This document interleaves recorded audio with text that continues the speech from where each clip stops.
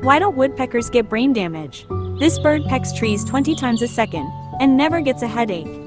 Its skull acts like a shock absorber, with soft, spongy bone. Its tongue? Super long. It wraps all the way around the skull to cushion the brain. This is nature's jackhammer. It pecks over 10,000 times a day. And every hole it drills becomes a home, for owls, squirrels, and even woodpeckers protect forests by eating bugs that destroy trees. Little bird, big hero. Love nature? If you like this, tap like and follow for more wildlife wonders.